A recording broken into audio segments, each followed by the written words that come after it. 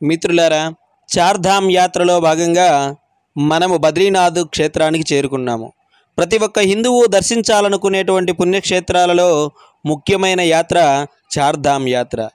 మనకు రామేశ్వరం, ద్వారక, పూరి, బద్రీనాథ్ ఈ నాలుగుంటిని చార్ధామ్ యాత్రగా చెబుతారు. ఇప్పుడు మనం బద్రీనాథ్ క్షేత్రాన్ని ఈ వీడియోలో దర్శిస్తూ ఉన్నాము. ఈ వీడియోలో బద్రీనాథ్ క్షేత్రంలో మనం చూడవలసినటువంటి ప్రదేశాలు ఎక్కడెక్కడ ఉన్నాయి, ఎలా వెళ్ళాలి, ఏవే ప్రదేశాలు చూడాలి అనేటువంటి అన్ని విషయాలు కూడా ఈ వీడియోలో మీకు పూర్తిగా చూపిస్తాను. వీడియోను ఎక్కడా కూడా స్కిప్ చేయకుండా పూర్తిగా చూసినట్లయితే మీకు అన్ని విషయాలు అర్థమవుతాయి. ఈ వీడియోను మొదటగా చూస్తున్నట్లయితే మన ఛానల్ని సబ్స్క్రైబ్ చేయండి, పక్కనే ఉన్నటువంటి గంట సింబల్ని ప్రెస్ చేయండి. మిత్రులారా, పోయిన వీడియోలో మనము బద్రీనాథ్ స్వామి దేవాలయానికి సంబంధించినటువంటి లోపల దర్శనానికి సంబంధించినటువంటి విషయాలు, లోపల చూడవలసినటువంటి అన్ని ప్రదేశాల గురించినటువంటి వీడియో పోయిన వీడియోగా అప్లోడ్ చేశామండి. ఆ వీడియోను ఎవరైనా చూడకుండా ఉన్నట్లయితే ముందుగా ఆ వీడియోను చూడండి, మీకు అన్ని విషయాలు పూర్తిగా అర్థమవుతాయి. అంటే మనకు దర్శనానికి కావచ్చు, రూము, భోజనము ఇట్లాంటి అన్ని విషయాలు కూడా ఆ వీడియోలో అయితే మనం చెప్పడం జరిగింది. ఈ వీడియోలో డైరెక్ట్గా మనము ఉదయాన్నే దేవాలయం పక్కనే ఉన్నటువంటి ఉష్ణకుండం ఉంది కదండి, ఆ ఉష్ణకుండాన్ని మరియు బ్రహ్మకపాలాన్ని, అక్కడ పితృకార్యాలు జరిగేటువంటి ప్రదేశాన్ని, అక్కడ ఉండేటువంటి విశేషతని ఇవన్నీ కూడా ఈ వీడియోలో మీకు నేను వివరిస్తాను. వీడియోను ఎక్కడా కూడా స్కిప్ చేయకుండా చూడండి, అప్పుడే మీకు అన్ని విషయాలు కూడా అర్థమవుతాయి. ఎందుకంటే ఉష్ణకుండం అంటే దేవాలయం పక్కనే మనకు వేడి నీళ్ళు వచ్చేటువంటి ప్రదేశం ఉంటుంది కదండి, ఆ ప్రదేశాన్ని అయితే ఈ వీడియోలో మీకు నేను పూర్తిగా క్లుప్తంగా వివరిస్తానండి. చూడండి, ఇప్పుడైతే మనకు కనిపిస్తుంది కదా, ఆ పొగలు కక్కేటువంటి నీరు ఉంది కదండి. నేను మొదటగా చూసినప్పుడు నాకు ఆశ్చర్యం వేసింది, ఏంది అంత పొగలు కక్కుతుంది, ఎక్కడి నుండి వస్తుంది ఈ వేడంతా కూడా అని చెప్పి అనుకున్నాము. ఎంత ఆశ్చర్యంగా మనము ఎంత వెతుకులాట చేసి అంత గమనించినా కూడా అక్కడ ఏమాత్రము మనకు గమనించలేమండి. ఆ ఎదురుగా ఉండేటువంటి ఆ మండపం ఉంది కదా, అందులోనే వేడి నీళ్ళు అయితే ఉంటాయి. ఈ భక్తులంతా చూడండి, ఇంత చలి ప్రదేశంలో ఇంత చక్కగా ధైర్యంగా స్నానాలు చేస్తున్నారంటే కారణం ఏంటంటే ఆ ఉష్ణకుండమే అండి. అక్కడ ఎప్పుడు నిరంతరంగా వేడి నీళ్ళు ఉండడం వల్ల అందరూ కూడా ఇక్కడికే వచ్చి స్నానాలు చేస్తూ ఉంటారు. రూములు తీసుకున్నప్పటికీ ఒక జత బట్టలు తీసుకొని అయితే ఇక్కడికి వచ్చేస్తారు, ఇక్కడ స్నానాలు చేసుకొని వెళ్తూ ఉంటారు. చాలా అంటే చాలా అద్భుతంగా ఉంది. బద్రీనాథ్ దగ్గర అయితే ఉన్నాం. బద్రీనాథ్ దగ్గర ఉష్ణకుండం అనేటువంటి ప్రాంతంలో అయితే ఉన్నాము. స్వామివారి దేవాలయానికి ముందు వైపు అయితే ఈ అయితే ఉష్ణకుండం ఉంటుంది. ఒకసారి చూసినట్లయితే ఇక్కడ గడ్డ కట్టించేలాంటి చల్లనీళ్ళు ఉన్నప్పటికీ మరి ఎక్కడి నుండి వస్తున్నాయి ఏంటో తెలియదు, కానీ ఇక్కడ చూస్తే మీరు సలసలా కాగేటువంటి వేడి నీళ్లు మనకు కనిపిస్తూ ఉన్నాయి. ఈ వేడి నీళ్ళలోనే భక్తులంతా కూడా స్నానాలు చేస్తూ ఉంటారు. ఒకసారి చూడొచ్చు.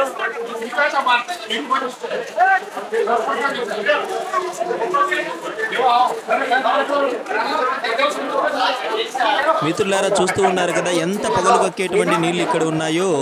ఈ నీటిలోనే భక్తులైతే నిరంతరంగా ఎప్పుడు కూడా స్నానాలు చేస్తూ ఉంటారు. ఈ నీరు కూడా ఎప్పుడు నిరంతరంగా ప్రవహిస్తూనే ఉంటుందండి. మనం ఎప్పుడు ఇక్కడే నీళ్లు స్టాక్ ఉంటాయి అనుకుంటాం, అలా ఏం లేదండి. ఆ పై నుండి వస్తూ ఉంటాయి, మళ్ళీ క్రింది నుండి వెళ్ళిపోతూ ఉంటాయి, అలానే ఉంటూ వెళ్ళిపోతూ ఉంటాయి. ఈ నీళ్లు అంత సలసలా కాగుతుంటే ప్రతి ఒక్కరూ ఇక్కడికి వచ్చి స్నానాలు చేస్తూ ఉంటారు, చూస్తూ ఉంటారు కదా. ఇలానే ఇప్పుడు మగవాళ్ళకి ఎలా అయితే ఇక్కడ వేడి నీళ్ళు ఉందో, ఆడవాళ్ళకు కూడా సపరేట్గా ఇంకో కుండం అయితే ఉంటుందండి. అందులో మహిళలు అయితే స్నానం చేస్తూ ఉంటారు. చాలా అద్భుతంగా ఉంటుంది. వచ్చినటువంటి వాళ్ళంతా ఇక్కడ స్నానాలు చేస్తూ ఉంటారు. అంతేకాకుండా ఈ చుట్టుపక్కల పితృకార్యాలు కూడా చాలా ఎక్కువగా చేస్తూ ఉంటారండి.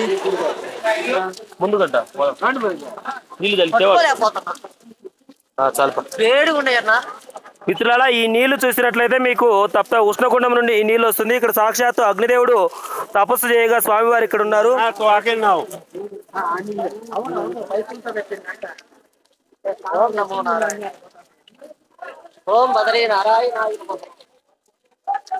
ఇప్పుడు మనం చూసినట్లయితే అక్కడే టెంపుల్ దేవాలయం ఉంది చూడండి. ఆ దేవాలయానికి ఎదురుగానే ఇప్పుడు మనకు ఎడం వైపునైతే ఈ ఉష్ణకుండం మనకు కనిపిస్తూ ఉంటుంది.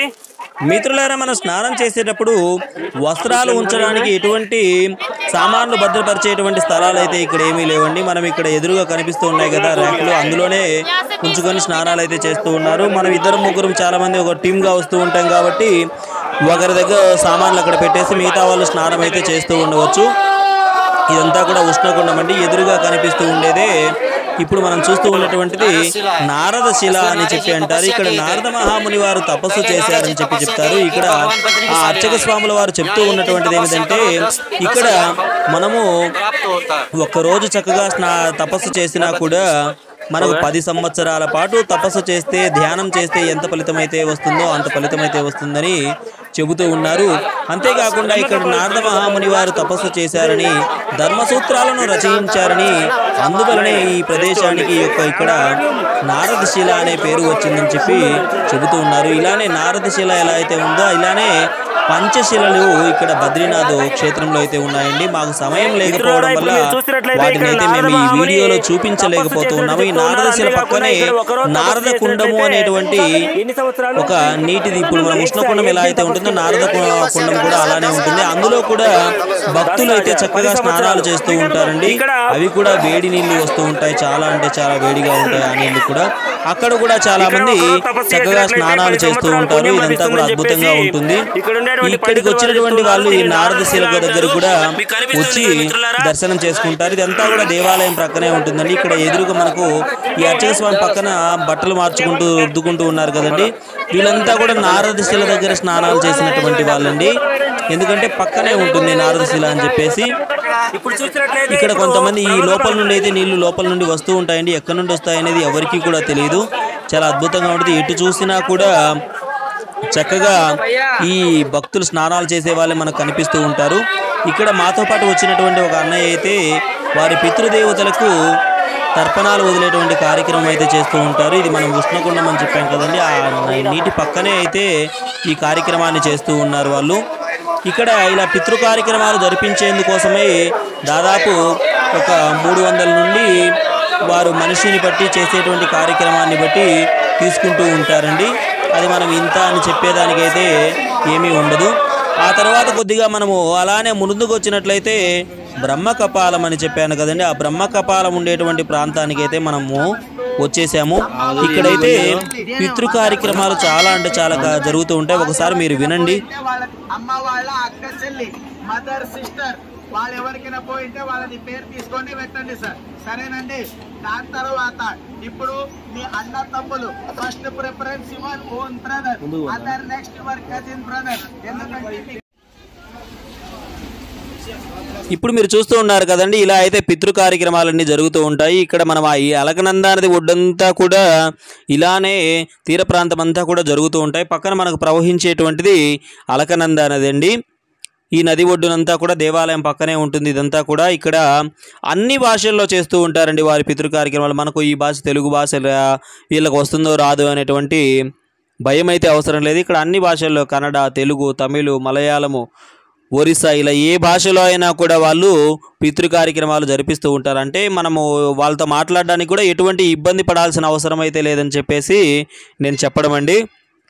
ఇలా మనం బ్రహ్మకపాలం అని కూడా ఎందుకు పిలుస్తున్నామంటే, బ్రహ్మదేవుని ఈ యొక్క కపాలం ఉంటుంది కదండి, తల అయితే ఈ ప్రదేశంలో అయితే పడిందని చెప్తారు.